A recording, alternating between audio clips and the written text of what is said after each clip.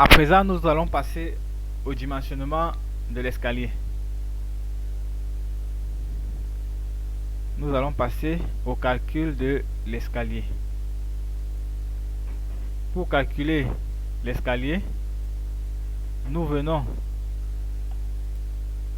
allons calculer l'escalier du rez-de-chaussée. Mais généralement, les escaliers étant sensiblement similaires auront les mêmes armatures. Donc nous pouvons calculer un escalier et nous appliquons les résultats aux autres escaliers. Si nous voulons, nous calculons chaque escalier. Donc nous venons sur escalier. Quand nous lançons le calcul général de la structure, l'escalier se calcule automatiquement. Et ici, nous pouvons voir les résultats. Donc nous venons sur escalier et nous venons voir plan. Nous cliquons sur escalier, voilà, et nous pouvons agrandir. Ici nous avons directement le plan de l'escalier. Nous avons l'emmarchement 1,2 m, l'épaisseur 0,28, la marche 0,30, la contre-marche 0,15, franchissement dénivelé 3 mètres, nombre de marches 20, niveau final étage 1, niveau initial rez-de-chaussée, poids propre 8,87, marche réalisée en briques. Voilà, c'est parce que nous avons choisi briques quand nous entrons l'escalier, mais nous pouvons modifier cela. Voilà, 1,05 kN par mètre carré, revêtement 1,60 kN par mètre carré, rame, ça sont les données d'entrée que nous avons mis, béton et enrobage. Là nous avons donc les aciers, vous voyez, HA10, espacement de 20 pour les longitudinaux, transversaux H de 8, espacement de 15, ça c'est pour la première nappe. Vous voyez, nous avons l'escalier qui est... Nous avons tous les plans d'escalier. Maintenant, nous pouvons modifier ces armatures. Pour modifier les armatures, il faut aller dans données de base.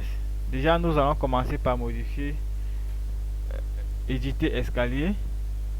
Voilà, nous allons venir dans tronçon, éditer le tronçon, édition bloquée, débloquée, et nous venons cliquer sur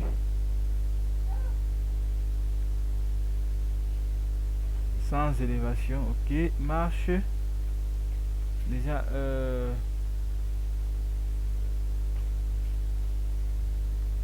numéro d'escalier, voilà, réalisé avec la dalle, voilà, charge réalisée avec dalle. Au lieu de réaliser avec des briques, nous cliquons sur réaliser avec dalle et on accepte. Vous voyez, quand c'est fait, nous venons cliquer sur voir le plan et nous recalculons l'escalier. Vous voyez, cette fois-ci ils ont précisé bétonné avec dalle. Voilà, donc nous pouvons changer ça.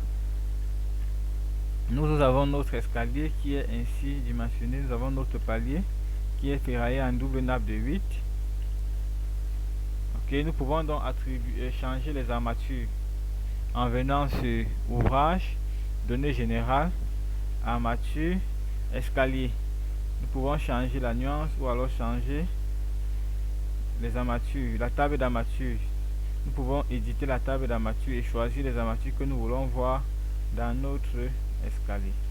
Voilà, donc nous allons laisser tel, mais si nous voulons changer, nous pouvons le faire. Acier transversal, c'est pareil. Nous pouvons changer les aciers que nous voulons voir de façon transversale et nous cliquons sur accepter.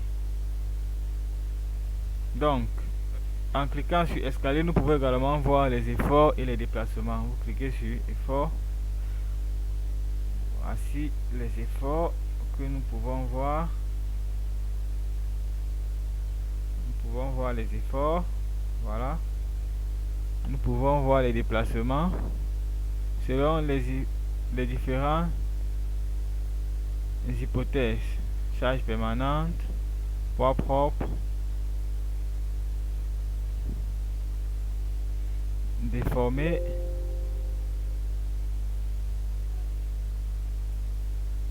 ok, et si nous voulons imprimer notre plan de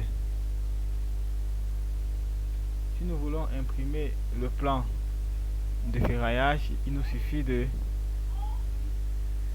venir sur voir plan et nous pouvons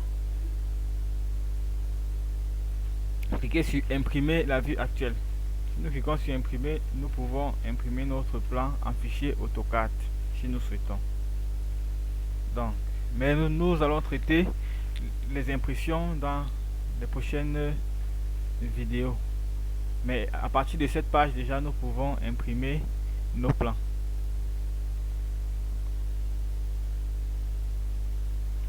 Donc, voilà pour l'escalier. Donc nous pouvons faire le même pour les escaliers des autres niveaux. Nous venons cliquer sur escalier, voir le plan. Nous pouvons voir le plan de ces escaliers. Nous pouvons changer également les paramètres. Nous pouvons changer l'emmarchement. Nous pouvons changer la longueur des marches. Et le logiciel prendra automatiquement en compte dans le calcul du ferraillage.